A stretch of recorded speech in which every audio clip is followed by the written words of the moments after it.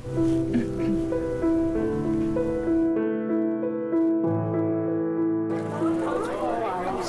glad you guys reopened. We're so glad to have you all back. It's so great to see you. It's so great to see you. That was a day many Mainers had been waiting for. Just-in-Time Recreation reopened in May, more than 7 months after a gunman opened fire there, killing 7 people. Many people turned out when the doors reopened at the bowling alley. Attendees said it was both an exciting and a somber day, but the reopening meant a lot, a symbol of healing of some very deep scars. Moments like the bowling alley reopening help people feel normal again after the shooting left so many shaken. The year has been full of moments like that for many, some big, some small. News Center Maine's Chris Costa and Sam Olsen have been following this story all year long.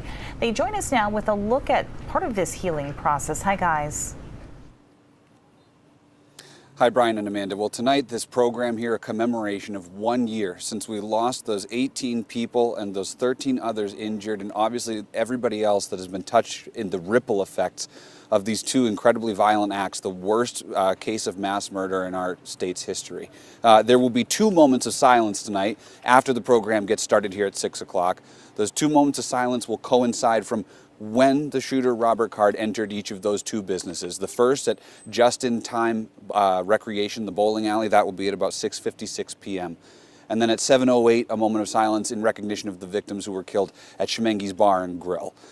Samantha, you and I have spent the past 365 days connecting with the family members, the friends of victims, and I know that you have spoken with some of them personally, not just hearing their testimony.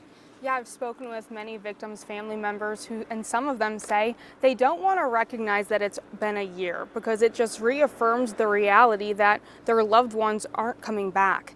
Last week I spoke with Bobby Nichols, who is the sister of Trisha Asen. Trisha Asen died at Just-in-Time Recreation, and Bobby was also there that night. So Bobby is now dealing with the loss of her sister and also dealing with the trauma that she currently has, remembering the memories of that night.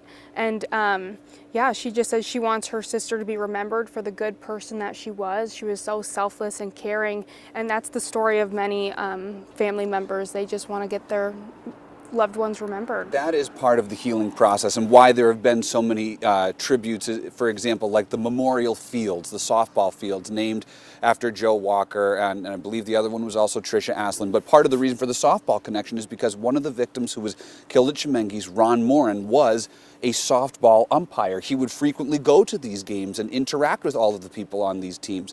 And his closest friends who had worked with him, had been at these games, said Ron was one of the most deepest, caring people that they'd ever met, would always ask about their families, how their children were doing. He always had a smile on his face.